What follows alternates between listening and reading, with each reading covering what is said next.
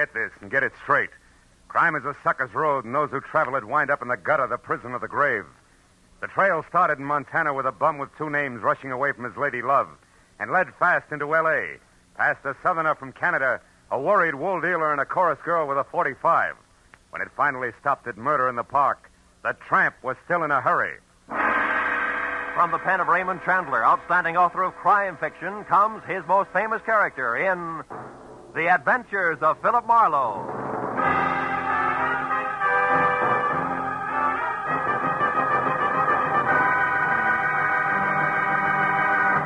Now, with Gerald Moore, starred as Philip Marlowe, we bring you tonight's exciting story, The Bum's Rush.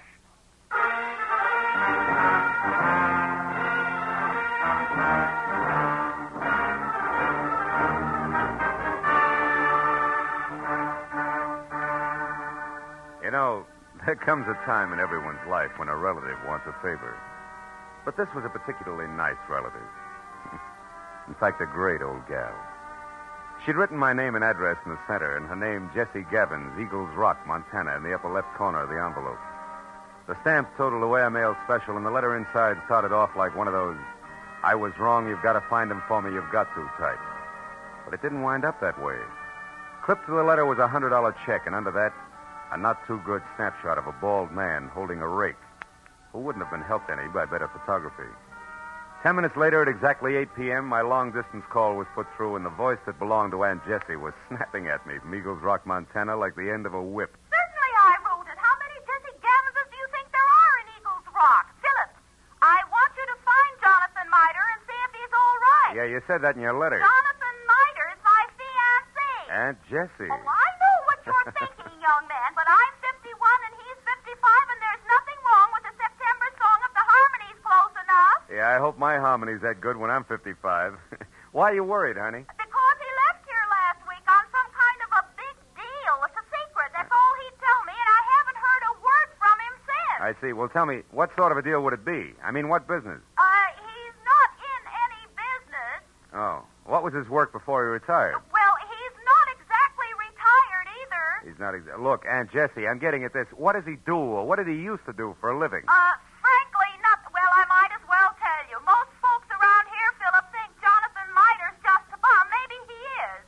He came to town, Philip, on a freight train a month ago, and he's been raking leaves for handouts ever since. That's how I met him. But he's a fine, honest, proud man, and I'm going to marry him. Congratulations. Yes.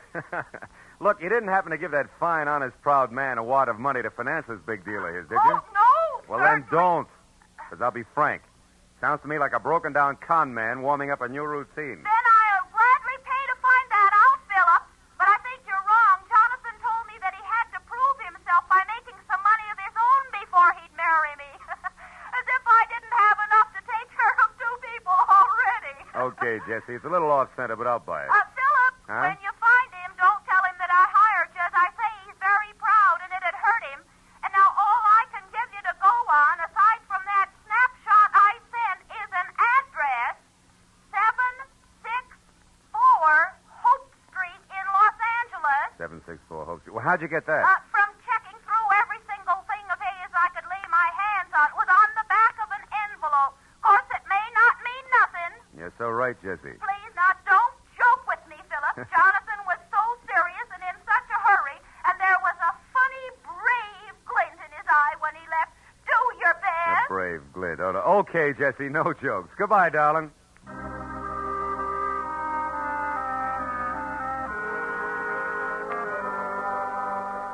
I felt a little sorry for my Aunt Jessie Gavins because the concept of a knight of the road rushing off on a secret quest to prove himself worthy of marriage held up like a celluloid shovel.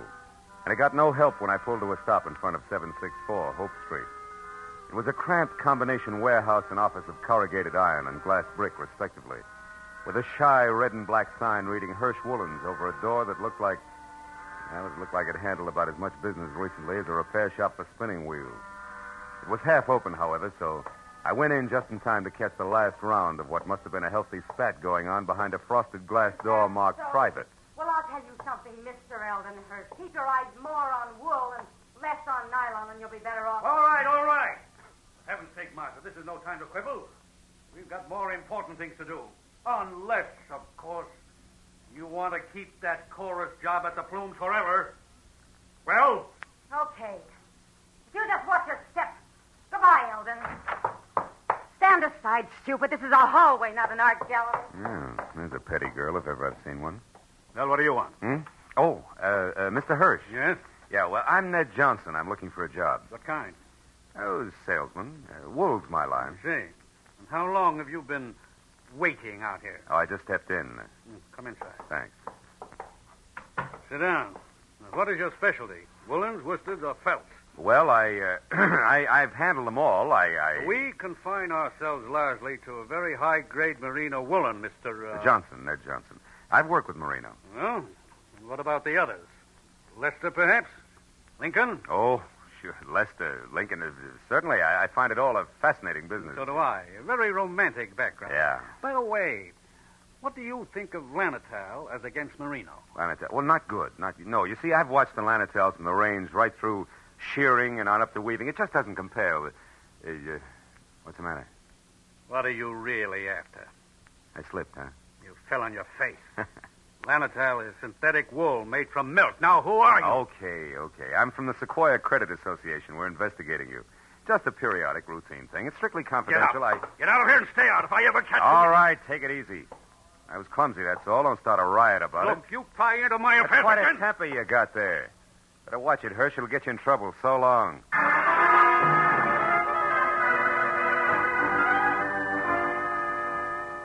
I hadn't exactly been wool gathering with Hirsch and Company, but I hadn't exactly made strides on the connection between A Bum in a Hurry and 764 Hope Street either.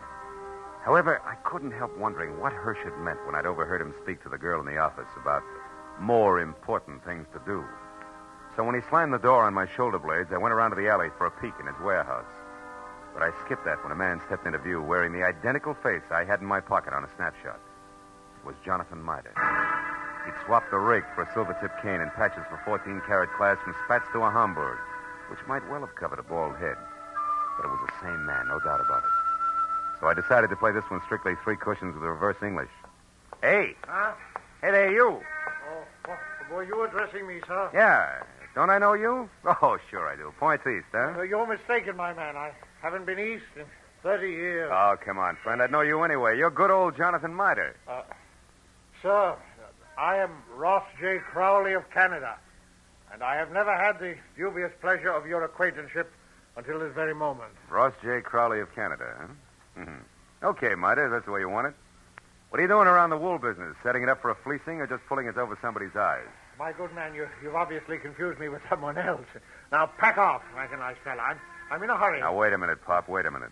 Let's get this straight first. Your name's not Crowley. Why are you using it? By Godfrey, sir, you're trying my patience. Stand aside. Come on, let's have it. Oh, very well, if you insist. Here it is. Look out. Hey, come back here, you old goat. Why don't you look out? Why, you awkward roughneck. Why don't you look where you're going? I was, but I couldn't get around all three of you. Three? What do you mean? You three? and your two big feet. If you can't keep those gunboats out of people's way by yourself, hire a pilot. Hey, Oh, by now my boy's so far ahead I couldn't catch him if he stopped for lunch. Thanks to you. Goodbye. I went as far as the corner anyway, but I'd been right the first time. Jonathan Mitre, alias Ross J. Crowley of Canada, was long gone, and I had no idea where. This left me with one slim, lovely lead, a lady named Marcia. If I'd eavesdropped correctly, she would shortly be making with the legs in the chorus of the Plumes Theater restaurant. It was 7:30 when I entered the platinum-plated tourist trap on Hollywood Boulevard that featured small portions of bad food under glass and large helpings of good skin under lights.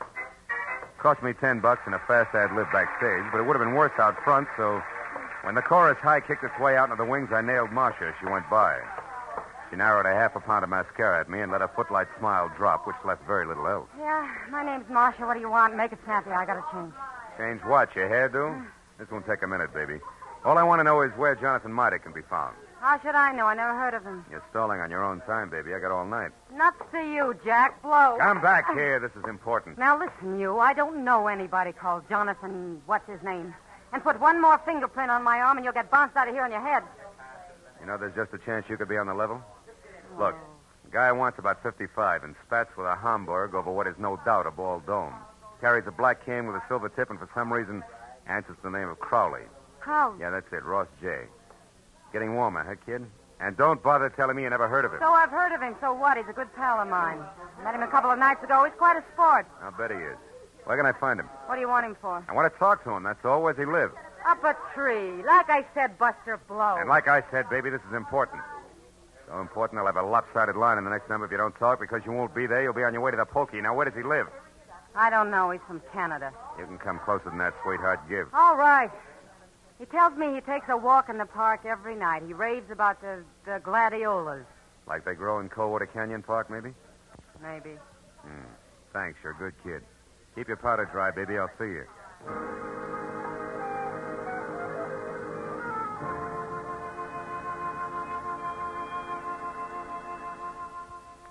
That park looked deserted when a half hour later I drove by it to the far end, turned down a side street, and stopped. But as I started in on foot, I saw him, Spatz, Homburg, Kane, and Alias, ambling slowly away from me along a back path. I started after him quietly, and when he got near a corner, I was close enough to hail him, and then grab. But I didn't get the chance. Stand still and keep your mouth shut. I turned slowly. It was the gentleman with the big feet, and he wasn't much uglier, just a little flabbier than the automatic wrapped up in his fist. You seem to be falling over my feet every time I turn around. I noticed that. But I figured the first time was coincidence. What do you figure now? That our gay dog, Mr. Crowley, who just turned that corner there, is wagging two tails. But you hold the gavel, Chairman. And don't you forget it either. So he gave you the name Crowley, did he? Mm-hmm. Why, you think he's got another one? Stop that. We both know he's lying. What I don't know is why he took that name or why you're interested. It's a hobby. I collect old geezers with more than one name. You're going to handle hard, huh? You won't tell me? Well, I don't know your angle either. We might work out a trade, huh? No. I'm not wasting any more time either. You're not going to get away from me again. And that means you'd better stay right here. Oh!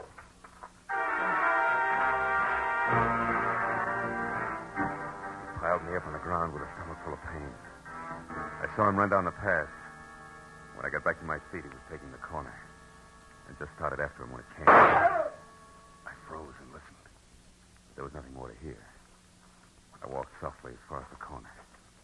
He was face down, the toes of his oversized shoes digging into the grass, and the gun he hadn't time to use spilled a few inches away from his clenched, dead hand.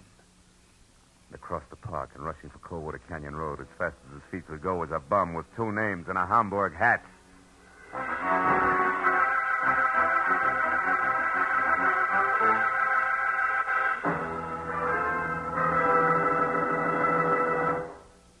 In just a moment, the second act of Philip Marlowe. But first, 30 minutes packed full of talent, music, and fun. That's the Horace Heidt Original Youth Opportunity Show, coming your way every Sunday evening on CBS. Yes, this fall, you'll hear them all on CBS. A galaxy of stars. And one of the brightest is genial Horace Heidt, who keeps the fun rolling with one hand and with the other pushes open the door to opportunity.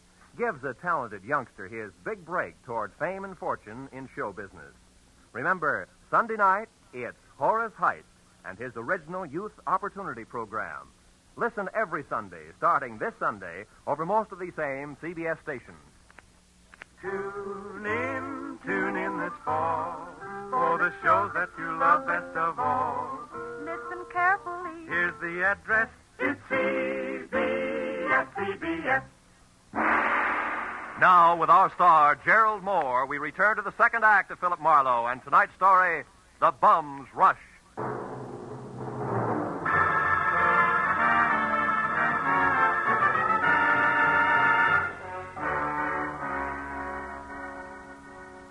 When I took after the fleeing figure known to my Aunt Jessie as Jonathan Mitre, or Ross J. Crowley, was still barely visible ahead with arms and legs flailing the night air like so many test streamers in a wind tunnel. I didn't know any more about his double identity than I had before. But I did know that what might have started as only a confidence game of sorts had now mushroomed in a murder with the aforesaid gentleman very much involved. And a moment later, when I saw him, breathless and afraid, duck into a sagging, deserted wooden shack that showed a single red light and was labeled Department of Parks, Fire Equipment Private, I figured the right time and place had come to talk it all over. When I finally carefully stepped inside and announced both myself and 38 in hand in definite stentorian tones, he agreed wholeheartedly. All right. I'll come out just as you say, sir, with my hands up. After all, I I've no reason to hide. Other than murder, no. What murder? That noise I heard. That's what it was. Somebody was shot. No, somebody was run over by a bullet rolling downhill at a terrific rate of speed. Now shut up and turn around, Pop. Hands still high. Time we got cautious. Oh, are you searching for a gun on me, sir? Young man, you must be out of your mind. First you insist that I'm a Mr. Miter. Well, somebody I never heard of. And you're convinced that I'm a murderer. I don't understand you. There. No gun? Now, you satisfied? No, intrigued. Where'd you throw it? I didn't. I never had one. Anything else? Yeah, the name Crowley, Ross J. Why do you use it? Because it's mine. And that young man is a very common custom. Now, do you mind if I leave? I do. Now, look, old-timer. I'm only going to be nice about this for a little while because, first of all, there's a fresh corpse outside, and where I stand, you could be responsible for it. And second of all? Second of all, there's my angle, where I fit, who I work for, facts, and I don't want to reveal them unless I have to. Now, from the top. You and the dead guy, the connection, what is it? I haven't the slightest idea what you're talking about. You haven't, huh? Okay, Pop, we play it straight all the way. Now, listen. My name's Philip Marlowe. I'm a private detective, and I know when it's time to blow a whistle. Don't move, Marlowe, or you never will again. Oh, fine. Marcia. That's right, Marcia. And all loaded down with a nasty old .45 automatic that makes her look and feel very unladylike. Drop it, Marlowe. Come on. It's better. Now, Mr. Crowley, without waiting for Marlowe to apologize, go on. Go, but where To the hotel. It's important, so hurry. Oh, yes, very well. I won't waste a second. The key. You won't need the key. Somebody's waiting for you. Goodbye, Mr. Crowley. Goodbye. And I hope I never meet you again, Mr. Maitland. Good night. It's cute, isn't he? Uh-huh, darling. The moment unimportant. Right now, you're my only concern, Marlowe. Oh, that's nice, Marcia. It's cozy, just the three of us. You and that giant U.S. pistol, caliber 45. Say, baby, that's not your gun, is it? No. You feel slighted? Oh, no, sweet. Happy. Stay back, Marlowe. Why? I'll shoot. No, you won't. You I can't. warn you, Marlowe. No. You see, baby, Take another step, of you're the through. 3 safety devices I on that mean- Army gun, that doohickey Marlowe, there on I'm the gonna- side is one. It won't Stay work back. unless it's in the Go forward on, you position. Ow, you big jerk. Let go of me. When school's out, I will. Now, the Go first ahead. question, teacher. Come on, You and let go. Grandpa, alias Jonathan Miter, also alias Ross J. Crowley. What's the game you two are playing? I don't know. Where does Hirsch fit in? Oh. Come on, it's getting late. The I don't star know. pupil wants an answer. He's anxious to get to the head of the class. Talk. What is it? I don't remember, and I won't, so don't bother getting masculine or polishing apples, pupil. When I forget for a long, long time. Is that clear? Yeah, it is. And since I can't wait, since I want to go out and play, Well, we'll put you in hold here on. for safekeeping. Yeah. Hey, honey, you don't mind if I go through your bag, do you? I didn't think you would. Oh, here's a key that says at what room I'll find the team of Crowley and Miter. Oh, my, such a temper. After I'd picked up my .38, which the lady, who no longer sounded like one, had made me drop, and had checked the hotel key that read Villa 12, Wilshire Gardens, Beverly Hills, I ran outside and back toward my car in what I figured should be a big hurry. When I was halfway there, I had a premonition that speed was not to be. A premonition that was a head dressed in blue, carrying a club, wearing a badge, and leaning on my right front fender. And it wasn't until I was next to him that I quit worrying about a long, involved delay. Because the officer on hand, one Kurt Lemley, was an old and, I hope, still good friend. Well, hiya, Phil. Been waiting here for you since I called in about that body up there. Some kid heard the shot. Oh, so you had once pegged this all-alone and very suspicious-looking car, huh? Yeah, surprised it was yours and disappointed. I'd hoped the name of the owner's tag was going to be Raleigh Newcomb. Hey, wait a You see, I minute. had Wait a minute. You know his name? Don't you? No, we were on different sides when he got shot. No, he's from Canada. What? Yeah, Vancouver. He had a business up there with a guy named Ross J. Crowley. Crowley? Mhm. Hey, Kurt, how'd you find all this out? I found a clipping in his wallet. It's got a picture on it. Oh, wait, it's right here. Wait a second, I'll put a light on it. Yeah, hurry up, will you? I see. See, 2 guys in front of a building. That's Raleigh right. Newcomb and Ross J. Crowley officiated the Kurt. opening of the... Sure, it's what I figured. The guy's a liar. I've already met a guy who insists that's his name, and he's bald like the Crowley in the picture. Yeah, but there's a similarity ends, even though the picture's anything but clear. The guy you're talking about, Phil. Jonathan Miter, an old geezer I was hired to find. Hmm? Bum who's pulling something fancy that incidentally ties in real tight with that murder over there. You know where he is, Phil? Sure, I know. That's where I was heading when I ran into you. Oh, Ran into what, Phil? What is it? the picture. What? Kurt. Yeah? Move your thumb up a little, will you? The way you just had it. My thumb? Yeah, move it. That's it, like that. Oh, brother, have I got a hunch. How about what? Another murder, a neat one that's scheduled to come off any minute at the Wilshire Gardens Hotel. I'll see you later. Goodbye.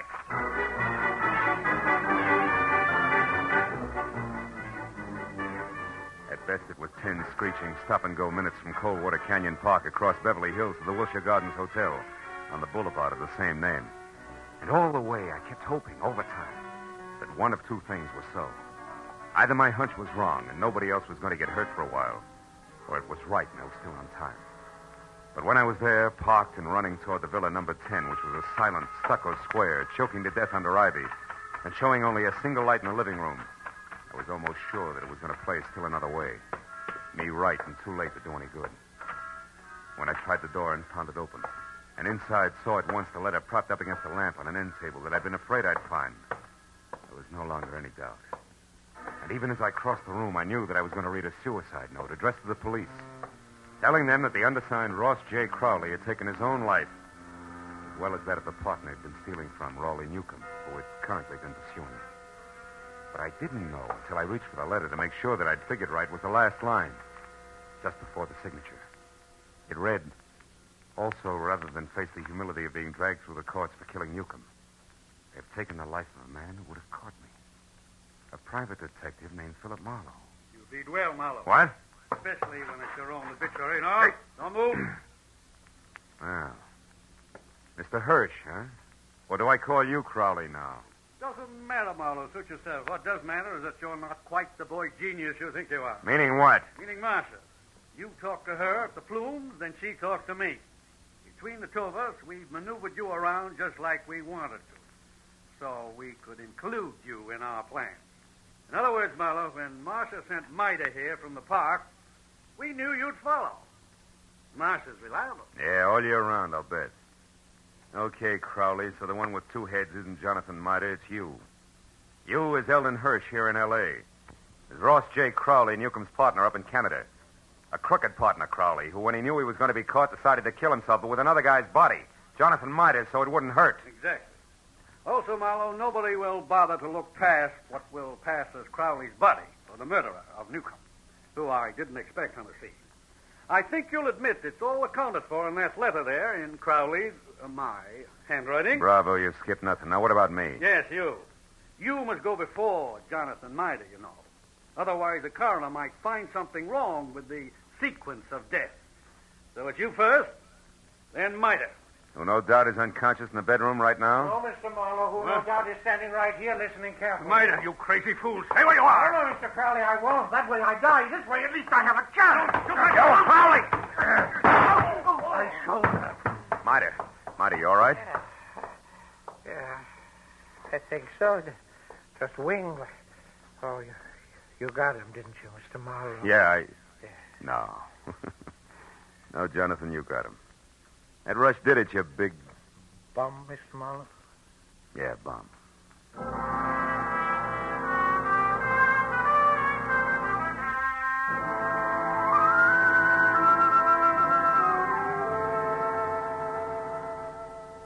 It was 2 long hours of first aid for Jonathan. Arrest on the charge of murder for both Crowley and the accomplice before and after the fact, Martha.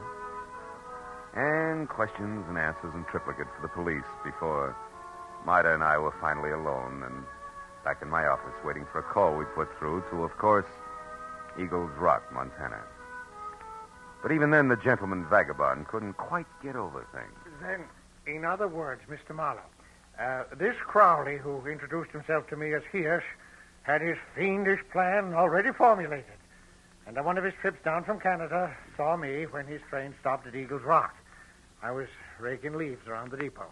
And he saw me, and he hired me on the spot because he needed someone to fit the part of his corpse. That's it. And you'll admit you were well qualified for the job, alone in the world. Except for Jesse, Which you didn't happen to mention. And the fact that you were bald. That's true, Mr. Don't be sensitive. You see, Crowley, or Hirsch, was also bald. What? All that hair of his a wig? That's right. Toupee, every bit of it. And incidentally, you see, the reason I caught on to things, Johnny, a policeman found a newspaper picture of Newcomb and Crowley in Newcomb's wallet. Which told you that I couldn't be Crowley. That's right. It also told me more. When the policeman accidentally put his thumb over the bald part of Crowley's head, it gave me a different picture. Then I only paid attention to what I could see, features blurred though they were. Which then you were Herschel. Uh-huh. Well, Miss Jessie. Yeah, wait a minute. I know. Hello. Mr. Philip Marlowe, please. This is Marlowe speaking. On your call to Miss Jessie Gavins in Eagles Rock, Montana. One moment, please, sir. Here, take it, Jonathan. Me? Yeah, go ahead, speak. All right. Hello, Jessie. Jessica. Yeah, this is Johnny. Yeah, Cuddles. Yeah, it's me, all right. I'm in Los Angeles with Mr. Marlowe. Cuddles, you don't have to shout so loud, you know. She's clean up there, the Eagles. I know, but she can hear you. Just talk. Jessica, you guess what happened now? Now, I'll tell you. Yeah. A man hired me to work for him. To pose, impersonate a Mr. Ross J. Crowley, because he said he had to be free to investigate some crooked people who would try and contact me. Yeah. And since he offered good money right on the spot there, Jessica, I took the job. I thought you'd be proud of me making extra money. No, wait a minute, Jessica. Mr. Marlowe, I better cut this short, hadn't I? It's long distance. It's cost money. Don't worry about it, Johnny. There's no hurry. Take your time. Oh, Jessica. Now, what this man really wanted, you there, Jessica? Was to use me as a corpse. That's right, a body. No, I feel fine. You see, he was going to put his rings on me, another identification, to knock me unconscious and get me to the river.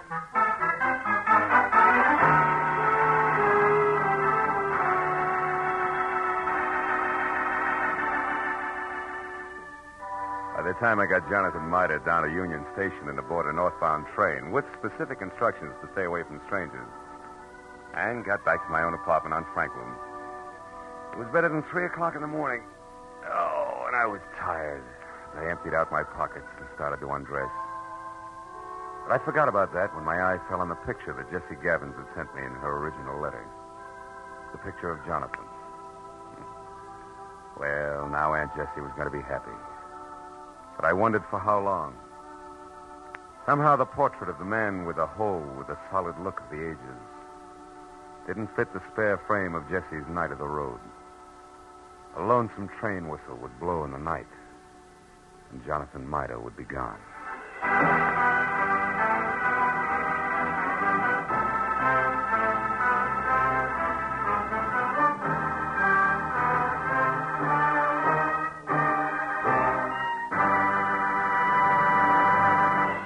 The Adventures of Philip Marlowe star Gerald Moore and are produced and directed by Norman MacDonald.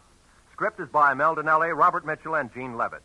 Featured in the cast were Georgia Ellis, Hans Conrad, Ann Morrison, Herb Butterfield, Wilms Herbert, and Bill Boucher. The special music is composed and conducted by Richard Arant. Be sure and be with us again next week when Philip Marlowe says... The lady tourist was a school teacher out after glamour, and she got it. But only after she learned that in Hollywood, the 3 R's could be reading, done in a dark room, writing found in a dead man's pocket, and arithmetic that added up to murder, ×2.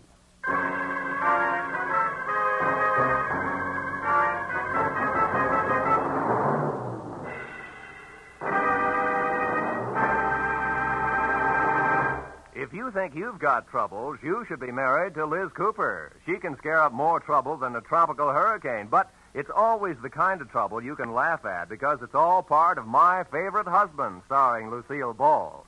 My Favorite Husband is part of CBS's great laugh lineup for Friday nights. You won't want to miss a single minute of My Favorite Husband. And you'll want to be around, too, to hear the Goldbergs, Leave It to Joan, and Breakfast with Burroughs. They'll all be broadcast on Friday nights over most of these CBS stations starting next Friday. This is Roy Rowan speaking.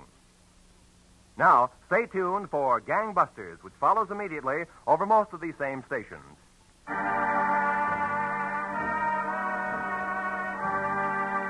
This is CBS, the Columbia Broadcasting System.